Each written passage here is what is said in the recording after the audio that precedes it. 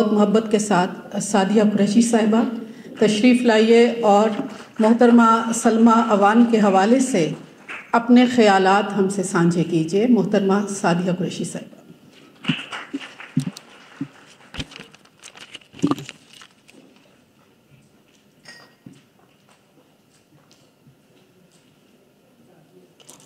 बिस्मिल्लाहिर्रहमानिर्रहीम।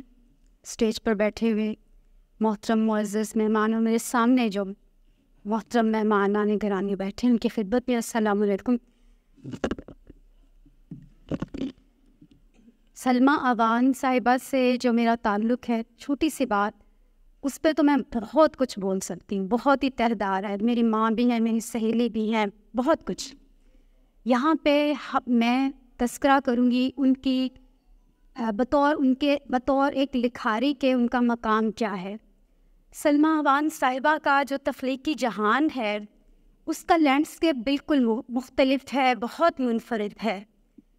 और चूँकि उन्होंने नावल लिखे, अफसाने लिखे, सफ़रनामे लिखे, कॉलम लिखे, मैं यहाँ बात करूँगी उनके सफ़रनामों के हवाले से, क्योंकि जो सफ़रनामे सलमा अवान साहिबा ने लिखे हैं वो और जो सफ़रनामे अमूमी तौर पर हमारे यहाँ उर्दू अदब में लिखे गए हैं, उनमें बड़ा फ़र्क है। उन्होंने दानिस्ता अमेरिका लंदन के सफ़र इख्तियार नहीं किए, क्योंकि अगर वो वहाँ जाती तो उनका फ़ैन क्लब भी वहाँ पे होता, वो प्रोटोकॉल के साथ वहाँ की सैरें करती, उनके एज़ाज़ में शामिल होती। लेकिन ये तो सलमा अवान है जिनको मुश्किल राहों पे चलने की ख्वाहिश है। उनके अंदर फितरत ऐसी है कि वो उन रास्तों की खोज में निकलती हैं जहाँ आम लोग जाते हुए डरते हैं। इसीलिए इन्होंने जंग ज़दा इलाकों के जो सफ़र किए, इराक़ अशकबार हैं हम, फ़लस्तीन पर इन्होंने नावल लिखा, शाम का सफ़र, फिर मिस्र, फिर रूस, और रूस का सफ़र जो है सफ़रनामा, उस पर किश्वर नाहीद ने जो बात की वो बहुत ही, मैं समझती हूँ कि उसको कोट करना चाहिए। उन्होंने कहा कि इनकलाब के बाद का जो रूस है उसका तारुफ हमें सलमा अवान की कहानी और उनके सफ़रनामों में मिलता है। जो बयानिया इन्होंने बनाया अपने अफसानों में, अपनी तहरीरों में, इनकलाब उसके रूस के इनकलाब के बाद, वो हमें कहीं और उर्दू अदब में नहीं मिलता। ये इनका बहुत ही काबिल कदर काम है। फिर इराक़, जिन दिनों में ये इराक़ में गई, जंग की तबाही से बर्बाद हो चुका था, और जो ख्वाहिश थी इनकी इराक़ जाने की, जिस तरह से इन्होंने बयान किया है, वहाँ के सफ़ीर से ख़तो किताबत हो रही है और वो इनको समझाने की कोशिश कर रहे हैं बैनो सतूर के अमेरिका तो चला गया लेकिन अभी तसल्लुत कायम है, अभी आप यहाँ पे ना आएँ, कुछ भी हो सकता है आप कभी धर ले जाएँ। मतलब कि हालात तो ऐसे नहीं है कि आप इराक़ जाएँ और आप वहाँ की जंग ज़दा ज़मीनों के सफ़र करें। लेकिन सलमा अवान गई, किस तरह से गई, इसके लिए आप इराक़ अशकबार पढ़ें। सलमा अवान साहिबा के यहाँ पूरा एक असरी शऊर उनकी तहरीरों में झलकता है। ये एक ऐसी राइटर हैं जिनकी तारीख़ पे भी नज़र है, तहज़ीब पे भी नज़र है, सकाफ़ती मंजरनामों पे नज़र है। रूस गई तो रूस की तारीख़, उसके बैन सतूर जो चलती है सफ़रनामे में, आपको बहुत कुछ उसमें समझ में आता है। चीन गई तो चीन की तारीख़ पे इनकी नज़र है। मैं हैरान हूँ।